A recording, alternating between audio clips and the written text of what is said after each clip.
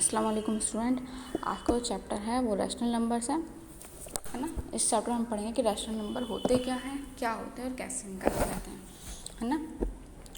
सबसे पहले हम इंट्रोडक्शन देखते हैं इसका कि रैशनल नंबर आखिरकार होते क्या हैं। इंट्रोडक्शन में पढ़ेंगे रैशनल नंबर्स। देखिए, अब तक हमने नंबर्स पढ़े। नंबर्स क्या होते हैं? एक होते हैं होल नंबर, जो कहाँ से स्टार्ट होते हैं, होल फोर टाइप्स के होते हैं। होता है होल नंबर जो जीरो से स्टार्ट होता है, 0 1 2 3 4 5। इस तरीके से नंबर कहाँ तक आ रहे हैं, जहाँ तक भी नंबर है, क्योंकि नंबर कभी ख़त्म नहीं होता है नंबर्स, है ना। एंड ही नहीं है नंबर्स का। तो जीरो से लेके जहाँ तक भी नंबर्स हैं वहाँ तक ये कौन से नंबर्स होते हैं? ये होल नंबर्स होते हैं। और फिर हम बात करते हैं न्यूट्रल नंबर्स की, नेचुरल नंबर्स की। नेचुरल नंबर कौन सा होता है? वो 1 से स्टार्ट होता है। 1 2 3 4 5 6, है ना। जहाँ तक भी नंबर्स होते हैं वहाँ तक जाते हैं। और वो नंबर्स कौन से होते हैं? वो नेचुरल नंबर्स होते हैं। उसके बाद हमारे आते हैं इंटीजर्स। हमने पढ़ा है इंटीजर्स के बारे में भी अपनी लास्ट क्लास में, जो हम 7th क्लास में जब आप थे पिछले क्लासेस में लास्ट ईयर, उसमें हमने इंटीजर्स के बारे में पढ़ा था। इंटीजर्स क्या होती है? नंबर लाइन होती है ऐसे करके। यहाँ 0 होता है, 2 3 4 5 -1 -2 -3, ये सब हमारे इंटीजर्स होते हैं। इंटीजर्स का सिंपल इंटीजर का दूसरा नाम क्या है? वो नंबर लाइन। एक लाइन हो उस पर नंबर्स शो किए जाते हैं, वो हमारे इंटीजर्स होते हैं। आज का चैप्टर वो हम रैशनल नंबर्स के बारे में पढ़ेंगे कि रैशनल नंबर होते क्या है। सिंपल सी है, जो भी नंबर P/Q में जो डिफाइंड होती हैं, इसमें शो की जाती हैं, वो नंबर कौन से होते हैं? वो रैशनल नंबर्स होते हैं। P/Q यानी कि कोई भी नंबर जो ऊपर लिखते हैं उसको P बोलते हैं, जो नीचे लिखते हैं उसको Q के रूप में हम लोग मान लेते हैं। सपोज कीजिए P रख लिया हमने 2 और Q रख लिया हमने 4, ये हो गया हमारा फ्रैक्शनल नंबर। अब आप बोलोगे कि ये तो फ्रैक्शनल नंबर है ना। आप क्या बोलोगे? ये तो फ्रैक्शनल नंबर है। तो फ्रैक्शन जो फ्रैक्शंस होते हैं, फ्रैक्शंस, हाँ ये फ्रैक्शन है, आपकी बात बिल्कुल ठीक है, लेकिन फ्रैक्शंस भी रैशनल नंबर्स भी होते हैं, ठीक है। Fraction numbers and rational numbers, these are the same होते हैं ये। अब हम बात करते हैं अपनी प्रॉपर्टीज़ के बारे में कि जो रैशनल नंबर्स होते हैं उनको हम निकालते कैसे हैं, उसकी प्रॉपर्टीज़ है। उन प्रॉपर्टीज़ के बेस पे सबसे पहली प्रॉपर्टी हमारी क्या है? Closure property. क्या है हमारी सबसे पहली property? Closure property. Closure property में हम क्या देखते हैं कि इन बेस पे हम देखेंगे कि हमारा रैशनल नंबर निकलता है या नहीं निकलता है ना। तो इसको हम 4 उसमें देखेंगे। एक पे देखेंगे हम प्लस में, माइनस के बेस पे, देन मल्टीप्लिकेशन के बेस पे, देन डिवाइड के बेस पे। इन 4 बेसिस पे हम देखेंगे कि इन 4 को करने से रैशनल नंबर निकलता है या नहीं निकलता है ना। तो पहले हम एडिशन के बाद एडिशन का लेते हैं। इसको रिमूव करके हम दोबारा स्पेस खाली करते हैं। पहले हम एडिशन का लेते हैं, यानी कि प्लस, है ना।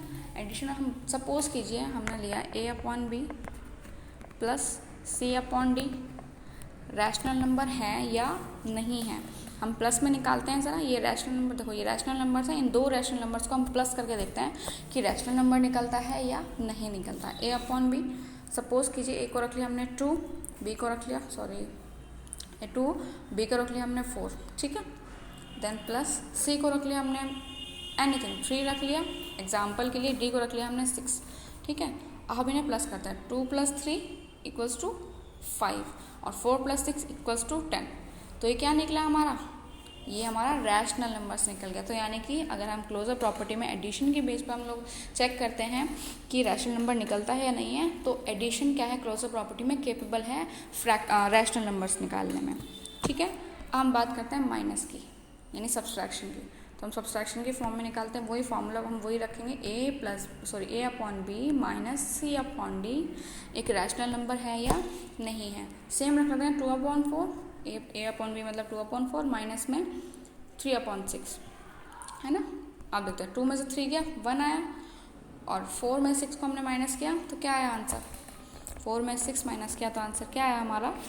-2, है ना। 4 में 6 तो जाएगा नहीं, 2 कम ले जाएंगे। तो नंबर लाइन जो आपने इंटीजर पढ़े थे, यहाँ पे 0 आता है, इधर प्लस के साइन आते हैं, इधर के सारे माइनस के आते हैं। तो 4 में से मान लीजिए 4 यहाँ पे, इसमें हमने 6 माइनस किए हैं, तो आंसर क्या आया? -2, है ना। तो इसीलिए हमारा आंसर क्या आया? -2। तो 1/-2। तो ये एक क्या है? एक फ्रैक्शन है, यस, ये एक फ्रैक्शन है, तो सब्सट्रैक्शन भी कैपेबल है क्लोजर प्रॉपर्टी में फ्रैक्शन रैशनल नंबर्स निकालने में। हम बात करते हैं मल्टीप्लिकेशन की, ठीक है।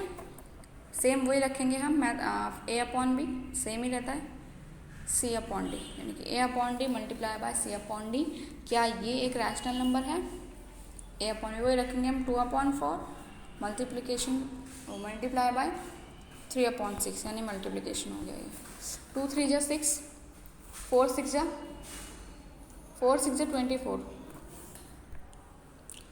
2/6, 2 into 3 equals to 6, 4 into 6 equals to 24। तो क्या ये एक रैशनल नंबर है? यस, ये भी एक रैशनल नंबर है, ठीक है। तो मल्टीप्लिकेशन भी क्लोजर प्रॉपर्टी निकालने में कैपेबल, क्लोजर प्रॉपर्टी में मल्टीप्लिकेशन भी रैशनल नंबर्स निकालने में कैपेबल है। हम डिवीज़न की बात करते हैं, वही ए अपॉन बी, वापस वही हम रखेंगे, A upon B divided by C upon D. क्या ये एक रैशनल नंबर है?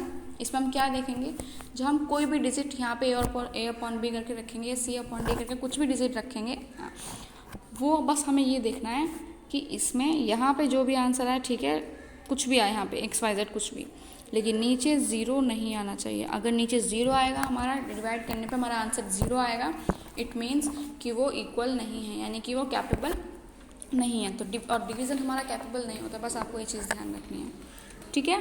पहले हमारी क्लोजर प्रॉपर्टी कंप्लीट होती है। अब हम बात करते हैं अपनी कम्यूटेटिवली प्रॉपर्टी पे, ठीक है, कम्यूटेटिवली प्रॉपर्टी पे।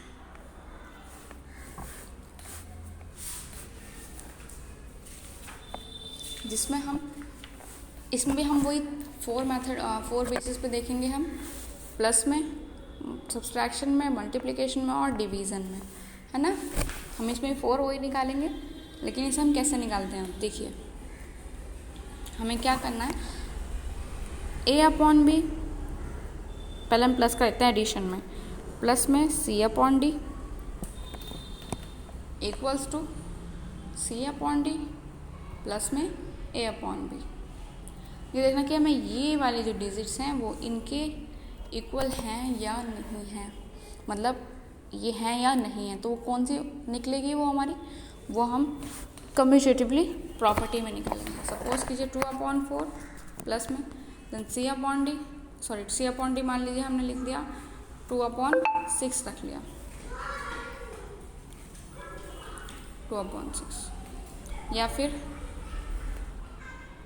6/4, ठीक है, इक्वल्स टू इसको हम इधर सी अपॉन डी में भी रख लेंगे, यानी 6/4 प्लस में 2/4, 4 आ गया, 4 4 16, 2 + 6 कितने हुए 8, इक्वल्स टू 6 + 2 8 और 4 + 4 16, दोनों सेम आई है।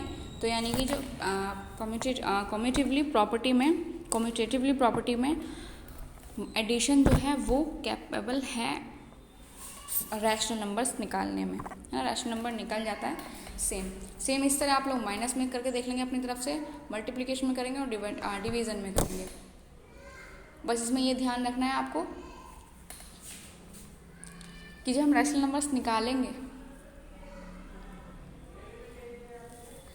वो कैपेबल होने चाहिए और नहीं, सेम निकाला है, अगर माइनस में कैपेबल नहीं होगा, डिवीज़न में होगा, वो माइनस में कैपेबल नहीं होगा, सब्सट्रैक्शन में, मल्टीप्लिकेशन में कैपेबल होगा और डिवीज़न में कैपेबल नहीं होगा। सिर्फ आज हम ये 2 प्रॉपर्टी करते हैं, ये वाली और ये वाली, ठीक है। सिर्फ इंट्रोडक्शन है, होमवर्क आपको कुछ नहीं दे रही हूँ, सिर्फ आपको ये वीडियो बहुत अच्छे से देखनी है और समझनी है सभी बच्चों को। नेक्स्ट क्लास जब हमें लगेगी इसमें, तो हम आगे की, इसमें 4 प्रॉपर्टीज़ हैं टोटल रैशनल नंबर्स में, 2 हमने कर लिए हैं, 2 प्रॉपर्टीज़ हो रहे हैं, उसके बाद फिर हम अपना एक्सरसाइज कर लेंगे नेक्स्ट क्लास में, ठीक है। चलिए अच्छे से करेंगे इस चैप्टर को। इंटीजर सबको पता होने चाहिए, होल नंबर पता होना चाहिए, नेचुरल नंबर्स पता होने चाहिए, और रैशनल नंबर्स होते क्या हैं वो पता होने चाहिए, और रैशनल नंबर्स की प्रॉपर्टीज़ कितनी होती हैं, 4 प्रॉपर्टीज़ होती हैं, है ना। उन 4 प्रॉपर्टीज़ में, जिसमें हम 2 के बारे में बात कर चुके हैं, एक हम बात कर चुके हैं क्लोजर प्रॉपर्टी की, और एक हम बात कर चुके हैं कम्यूटेटिवली प्रॉपर्टी की, है ना। तो आप लोग इसके बारे में खूब अच्छे से करके लेकर आएंगे, खूब अच्छे से समझेंगे इस वीडियो को, ठीक है।